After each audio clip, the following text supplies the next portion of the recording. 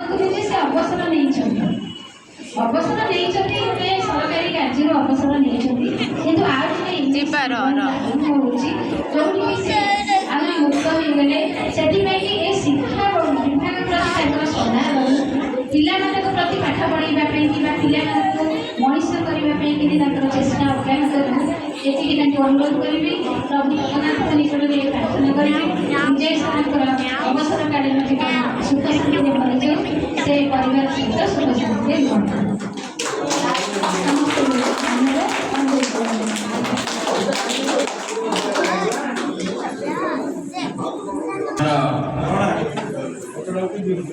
अवसर पर सरकार आम जहाँ आशा करूँ आम शिक्षा विभाग तरफ छुआ माने बस बीओ मैडम विजय सार को pension paper provisional pension paper order देउछंती तेणु मैडम को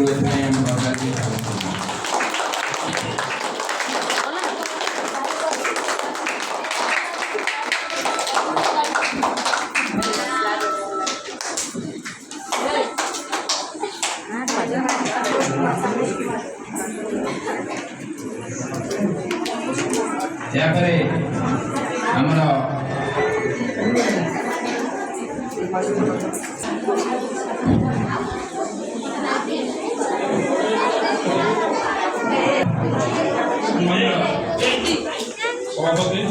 महोदय एवं गौरवप्रिय मातृपूजा प्रिय मैडम प्रसाद एवं चाषीर समस्त मोर कहवा अभिभाषण तो शेष आड़क अच्छी कि सार जोटा कहले मुझे आसा अंत सार मन टे दुख पिला भल भी जानी कहीं मुझे साइकोल स्टूडेंट मो पिला देखिए मन को पढ़ाई आसी मत कहना कि पिला मैंने बस आगे तार निश्चय सत्य पिला पचार पिला मत कहे बुझे कौन भाग्य को कहे सारे मुझे आसला मन जानी कहीं सार आसले पार्टी कहीं समय कौन हो समय व्यक्तिगत कथा अच्छे आज मैं साथ दे पाना मोर भाषा कही सार जो मंच छाड़ा चाहिए मुझे चाहती कहवाई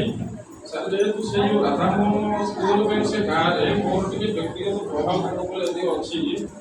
मोर ये सरलतार सुजोग नहीं गत जो घर कन्स्ट्रक्शन होती मोर उद्यम नहीं 19 मसीह से सीट खोला पिला पढ़ार भय मुझे खोलाखोली करी कि प्रत्येक जगह विभिन्न गोष्ठी रोचे सी मत प्रोजेक्ट स्वास्थ्य करने चाहिए मुझे देखिए जब से जगह मुझे बेस दिन रोचे सी विवाद भितर फेरी व्यक्ति रही लिप्त भाव रही ये भगवान नगरपुर जो शिक्षक मान सहित दीर्घ दिन रहीगले सी देखिए सार को कौन पब्लिक आसिक साहस कैंपस भर पशा तेणु सी सारे छुट्टी रही है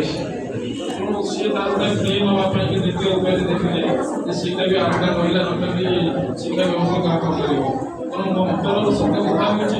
यही दुईटा कथा मुख्यतः हूँ जो पब्लिक मान रही मत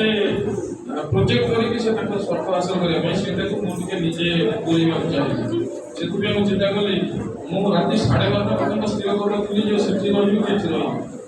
तेणु सुगन सार भी भर मत बहुत लबी कले सुगन सार बारंबार बारंबार सार आप आसतु मोर जो अन्य बंधु मैंने अच्छे सहित परामर्श कले समस्त सजेस्ट करें सारे ग्राउंड पड़े आस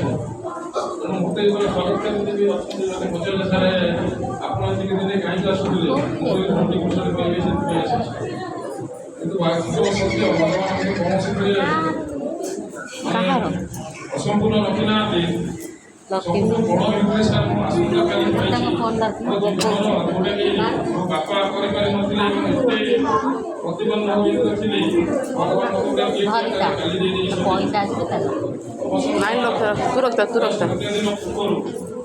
मुझे भी आध्यात्मिक जगत बेसी जानी जाऊँगी बसी आलोचना से अवसर पूर्व भगवान ଯେ ପ୍ରକୃତରେ ସେ ସଫଳତା ଭଗବାନ ଦେଇଛନ୍ତି ଏଇ ଯେଉଁ ପିଲାମାନଙ୍କ ଆଗରେ ବସିଛନ୍ତି ସେମାନଙ୍କ ଏତେ ଭଲ ପାଇବା ଆଉ ଏତେ ସ୍ନେହ ସେଇମାନଙ୍କ ସ୍ନେହ ଯୋଗୁଁ ମୁଁ ଏ ସଫଳତା ଧୀରେ ଧୀରେ କରି ଚାଲିଛି।